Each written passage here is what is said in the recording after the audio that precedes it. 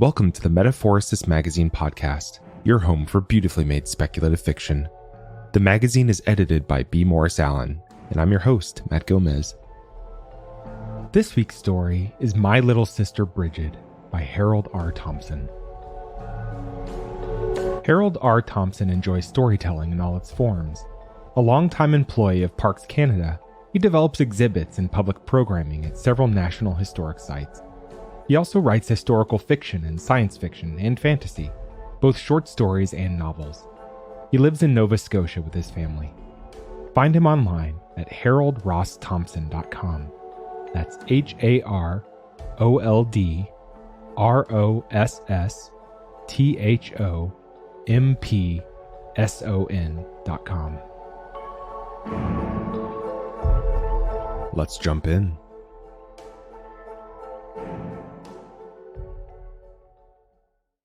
My little sister Brigid was born when I was 4 years old. I loved her from the start. She was this funny little pink smiley thing with a round bald head like a baseball, and for a while I called her Baseball Head. I enjoyed talking to her and telling her things, even if she didn't talk back. She never said a thing, even as she grew older. Our parents seemed worried, but I figured that was just the way she was. She would never speak, and that was that. I played games and explained them to her. She just watched me with her huge eyes, and I thought she understood. Once, after she'd returned from a trip to the doctor, I told her, "I'll make sure nothing bad ever happens to you. I would make Mom and Dad happy and feel safe." One day, when she was 5, Brigid looked at me and said, "What's for supper?" "Pork chops and corn on the cob," I said. I'd been looking forward to that. Then I said, "Hey, you talked."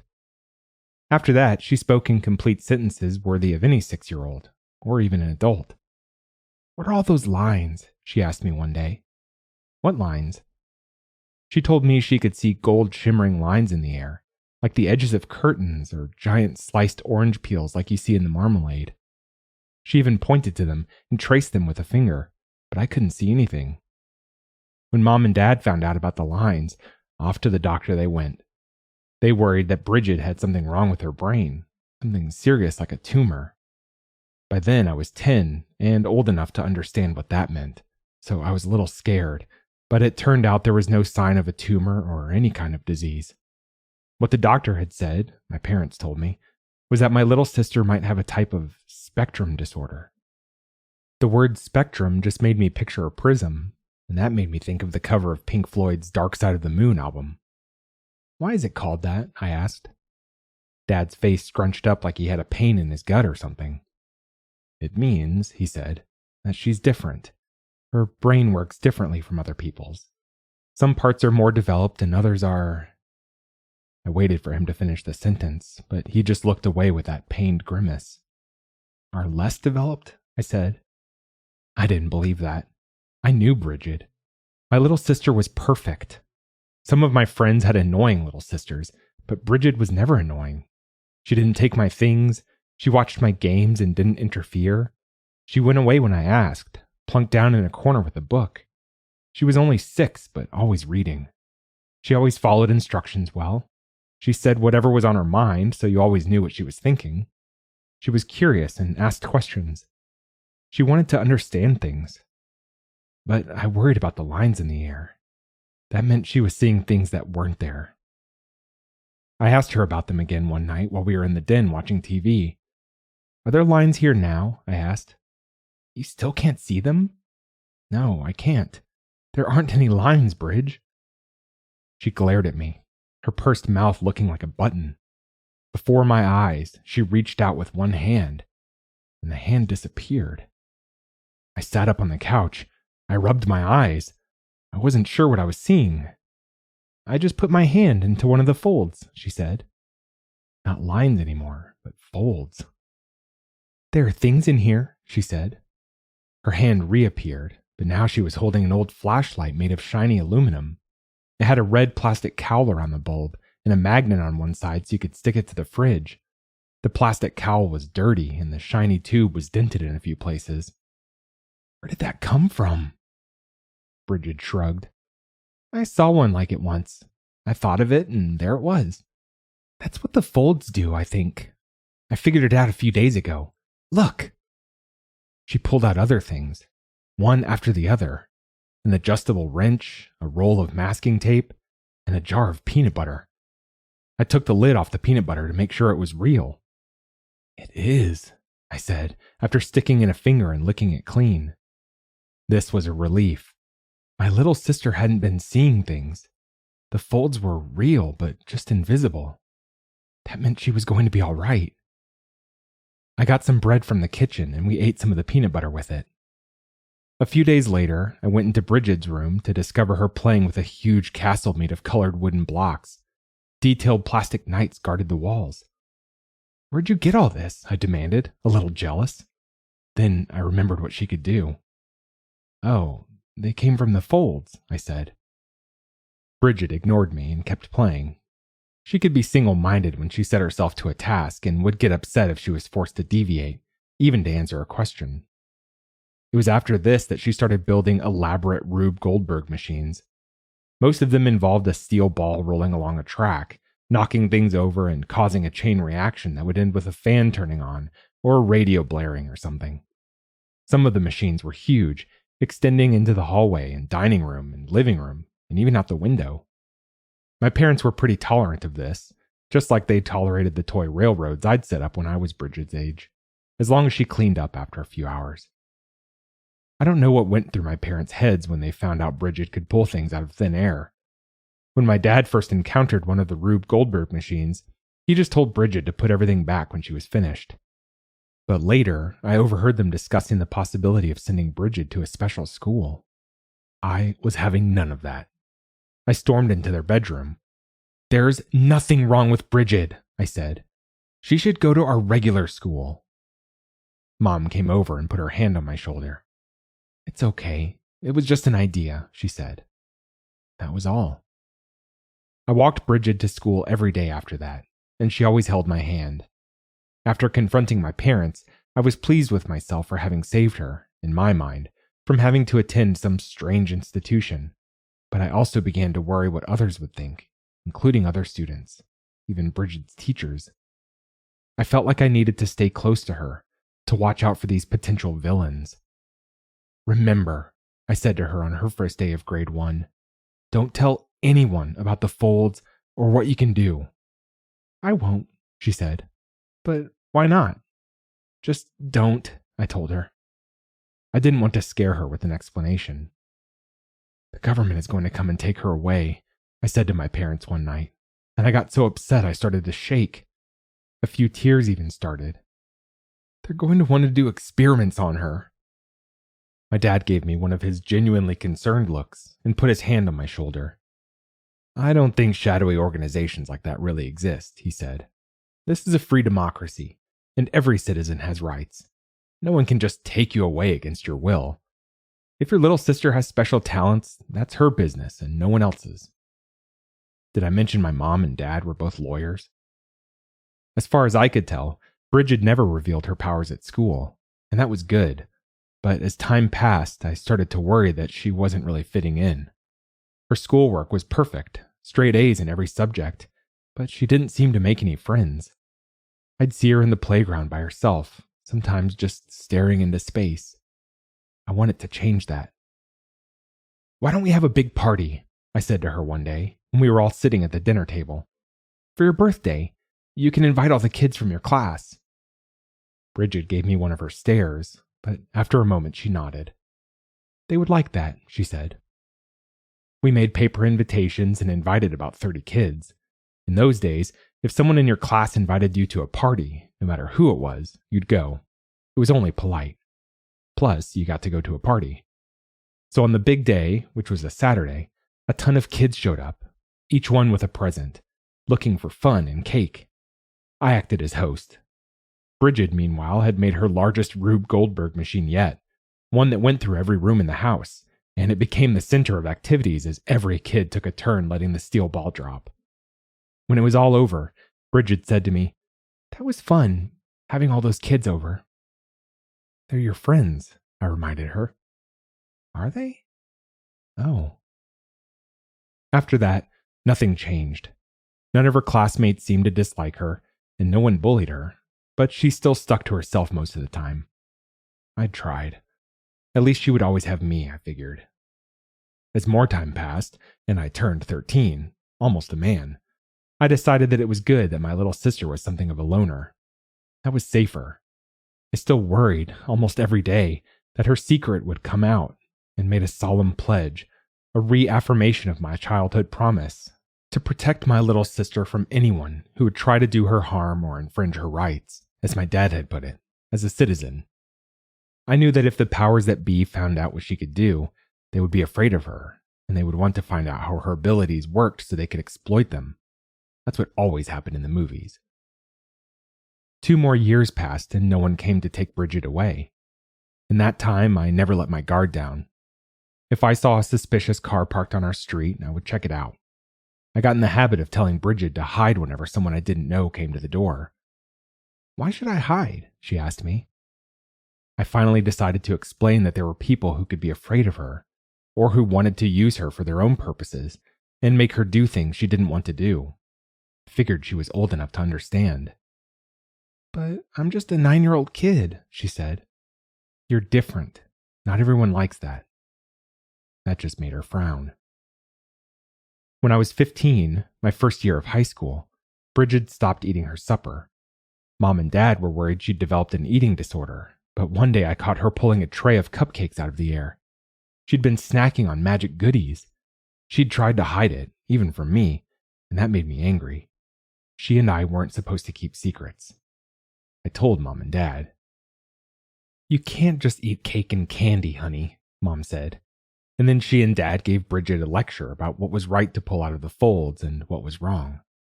They didn't mind the toys, but they didn't want her eating so much unhealthy food. "Maybe it's time to get to the bottom of this," Dad said, "before it gets any more out of hand." By that, he meant another trip to the doctor. "You can't do that," I said, horrified.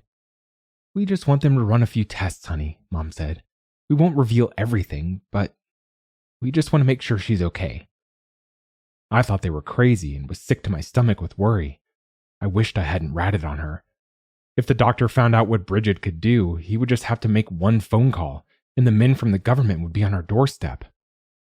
"Deny everything," I whispered to Brigid as she was leaving the house. "Tell the doctor it's just a game, it's not real." Brigid gave me one of her big-eyed looks. I went into the backyard to wait, just sitting in a lawn chair and stared at the sky, at the clouds. The back door opened and Brigid came out and sat in the chair next to mine. "You're home already?" I said, startled. My little sister shook her head. "I did what you said and told Dr. Heppy that it was all a game, but he didn't believe me.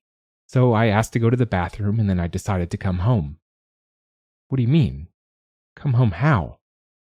I felt a chill. "I found a new way to use the folds," Brigid said. I grabbed my phone and texted Mom, telling her what had happened. She'd been worried sick, and the whole clinic had been running around trying to find Brigid. "Thank you, honey," Mom wrote back. "Thank you for letting us know." When Mom and Dad got home, Brigid faced them and said, "Please don't take me to the doctor again." I stood behind her, nodding. "There's nothing wrong with her," I insisted. Mom and Dad looked at me, then looked at Brigid. "Okay," Dad said. After this, I told myself I had to live by my own words, at least a little. I'd said there was nothing wrong with Brigid, but I behaved as if there was. My high school friends knew I had a little sister, but I never invited anyone over because I was afraid they'd see Brigid do something, and then I'd have to explain. That had to change. I had to trust Brigid to be responsible, like she was at school. I told myself I had to start giving her more freedom. One day, I invited my friend Rosie over. She was learning guitar and Rosie played bass, and we were going to form a band to perform at the school music festival. This was going to be our first jam session in our rec room. Rosie wore her hair super short and also lifted weights, so she had rocks in her arms. She wore white t-shirts and jeans, and that was the extent of her wardrobe. "Are you a boy or a girl?" Brigid asked her in her blunt way. That embarrassed the hell out of me, but Rosie just laughed. "A bit of both," she said. "So you're just yourself," Brigid said. "Like me." Rosie said nothing for a few seconds, then gave my sister a smile I can only describe as conspiratorial. Yeah. I watched the two of them together, and something turned over inside me. I'd been carrying the secret of my little sister's power for a long time, and I needed some help with that weight. Help from someone we could trust. I wondered if Rosie could be that person.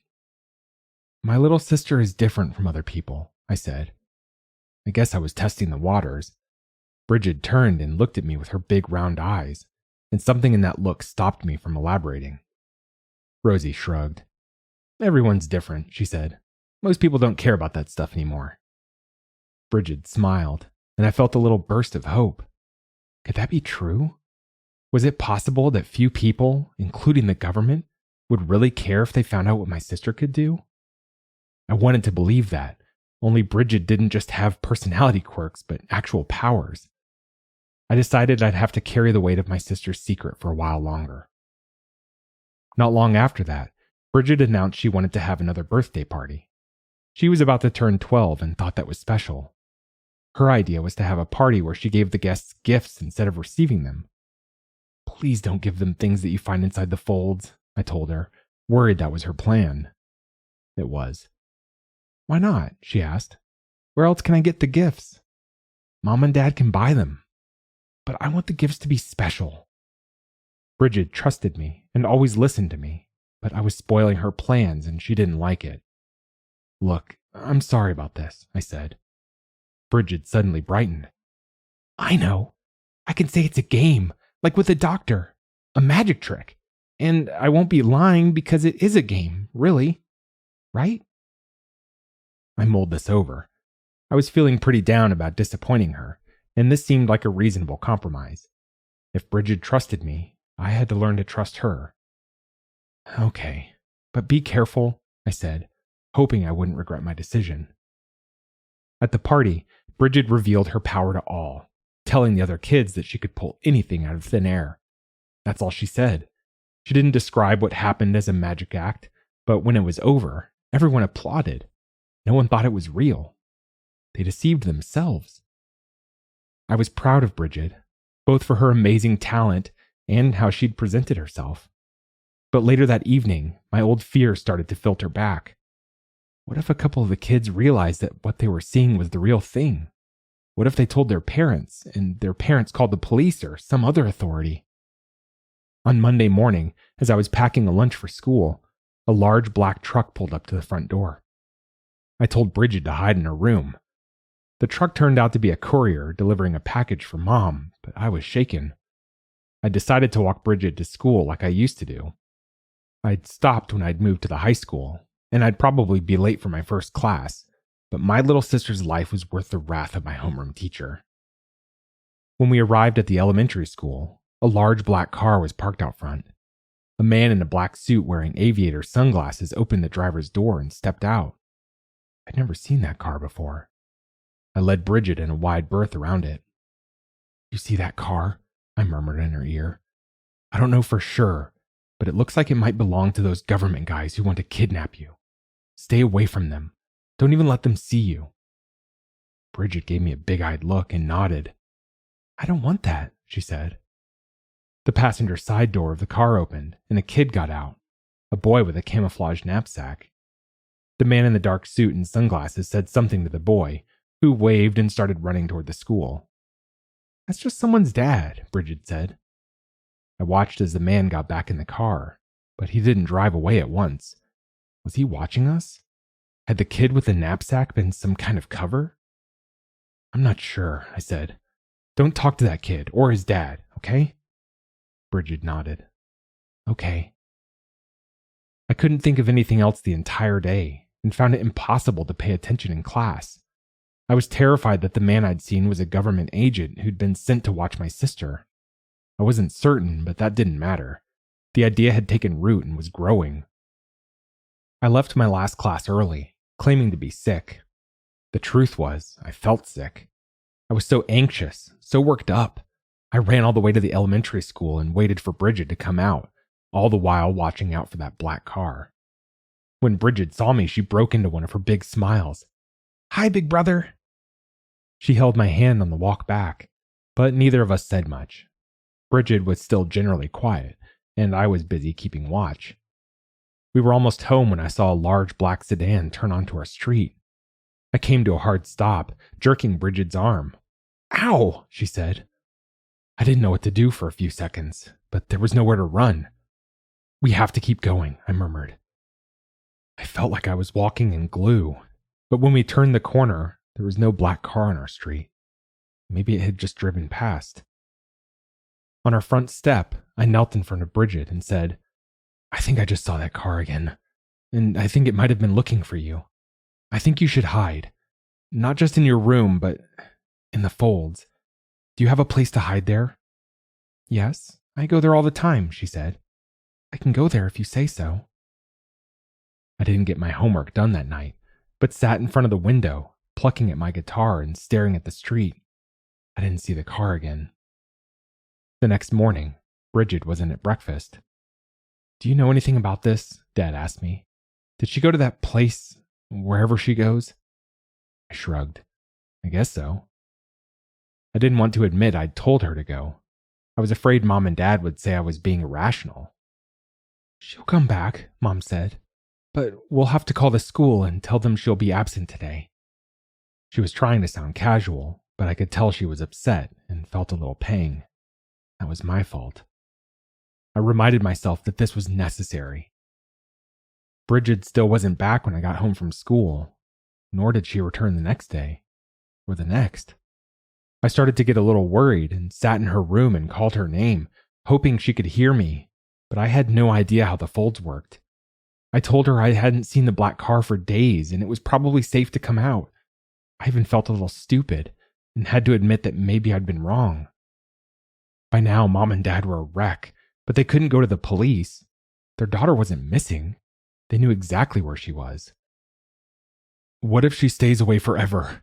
Dad said at a joyless supper on that third day. Mom reached out and took his hand.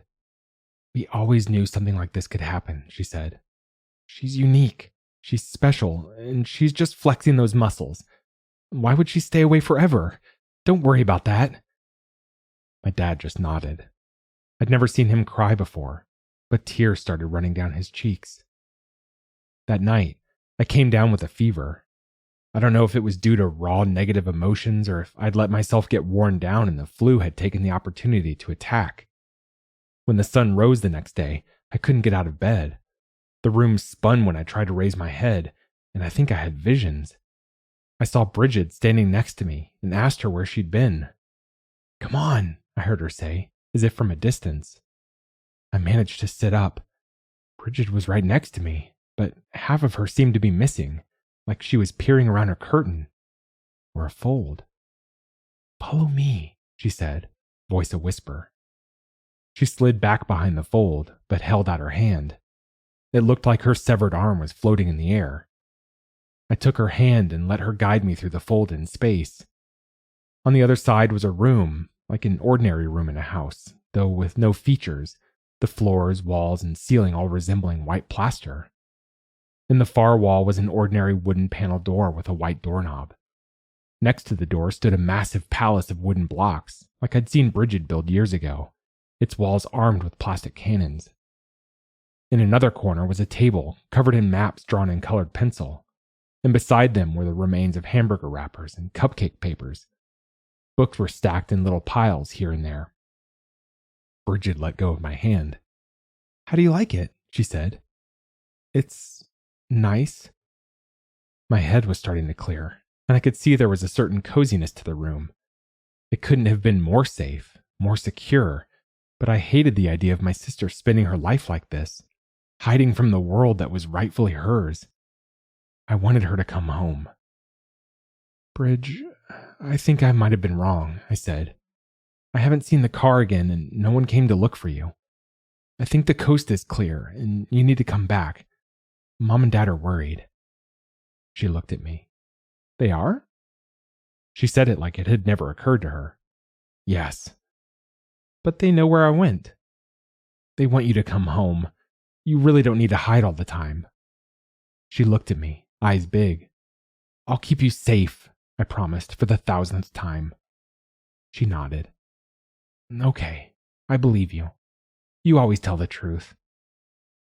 I digested this as she went to the panel door and grabbed the doorknob. The door swung open, and beyond was the rec room in our house. "Can I step through?" I said. "Yes, just follow me." When I'd gone through the doorway, I looked behind me, but all I saw was the other wall of the rec room. The door and Brigid's hiding space were gone. I felt like I'd just awakened from a dream. The fever was gone, and there was my little sister, standing next to me and smiling, safe and sound. "What time is it?" I said. I'd been home alone, sick in bed, and something about the light coming in the high rec room windows said it was late, afternoon coming on to evening. School would be out. "I don't have a clock in my hiding place," Brigid said. "Maybe I should get one." I wanted to check the street one last time just to make sure. "Come on," I said. We went out through the basement door and up the concrete steps to ground level.